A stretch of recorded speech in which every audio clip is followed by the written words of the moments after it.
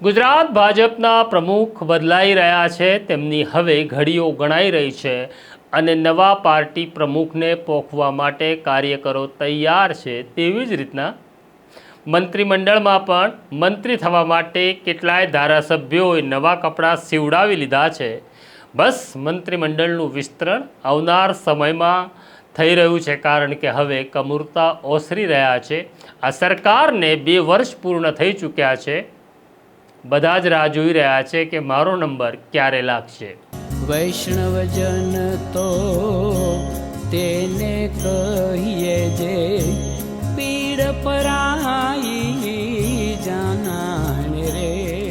નમસ્કાર, નવજીવન ન્યૂઝમાં તમારું સ્વાગત છે અને હું છું તમારો પ્રશાંત દયાળ। વાત કરવી છે મંત્રીમંડળના વિસ્તરણની।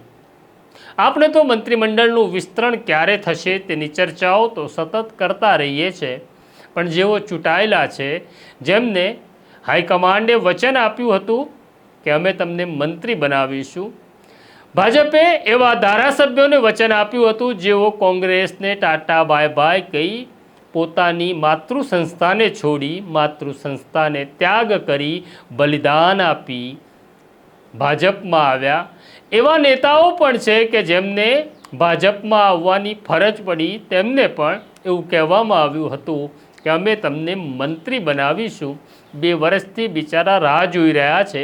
2 વર્ષ પહેલાં તેમણે સીવડાવેલા કપડાં હવે કદાચ ટૂંકા પડવા લાગ્યા છે, જૂના થઈ ગયા છે, એટલે નવા કપડાં સીવડાવવા પડે એવી સ્થિતિ નિર્માણ થઈ છે।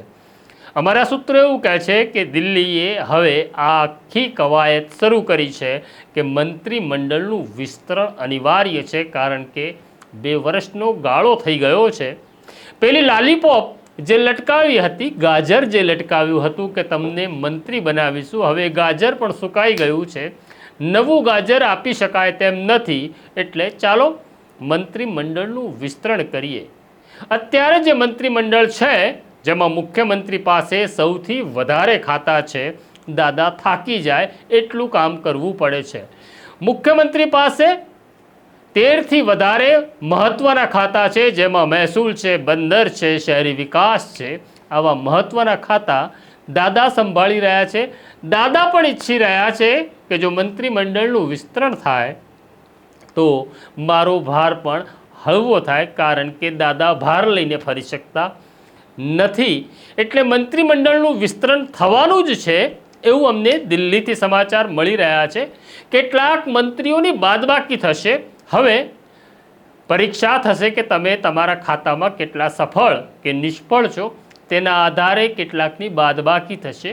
કેટલાકના ભરોસાની, કેટલાકના વિશ્વાસની પરીક્ષા પણ થશે કે તમે અમને કેટલા વફાદાર રહ્યા છો, તેના આધારે પણ મંત્રીમંડળમાં રાખવા કે નહીં તેની પણ તપાસ થશે।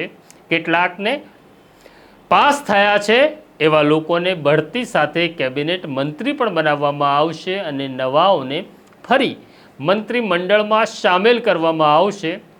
મંત્રીમંડળની રાહ જોઈ રહેલા લોકોની કતારમાં કોંગ્રેસમાંથી આવેલા નેતાઓની કતાર જરા લાંબી છે, કારણ કે સત્તા માટે તો તેઓ અહીંયા આવ્યા હતા, પણ હવે રાહ જોવાની જરૂર નથી। હોળિકા દહન થઈ ચૂક્યું છે, ધૂળેટી રમાઈ ચૂકી છે, કમુરતા ઉતરી ચૂક્યા છે। દાદાનો ભાર હળવો થશે, નવા મંત્રીઓ આવશે, ખાતાની વહેંચણી થશે, પણ ક્યારે એવું તમે મને પૂછશો। બસ સવાલ 15-20 દિવસનો જ છે। રાજભવનની અંદર ભવ્ય સોગંદવિધિ થવાની છે, એ પાકું છે। તો આ પ્રકારની સ્ટોરીઓ જોવા લાગો। તમે એવું પૂછશો અમને કે કોના નામ છે, તો અમે કહીશું જેનું નામ અમે કહીશું તે કપાઈ જશે, માટે અમે નામ નથી કહેતા, એની ચર્ચા પણ નથી કરતા। તો આ છે નવજીવન ન્યૂઝ। આ જ પ્રકારની રાજકીય ઘટના સમજવા માટે નવજીવન ન્યૂઝ જોતા રહો, લાઈક કરો અને સબસ્ક્રાઈબ કરો। મને ને મારા સાથી આસિફને રજા આપો। નમસ્કાર। વૈષ્ણવજન તો તેને કહીએ જે પીડ પરાઈ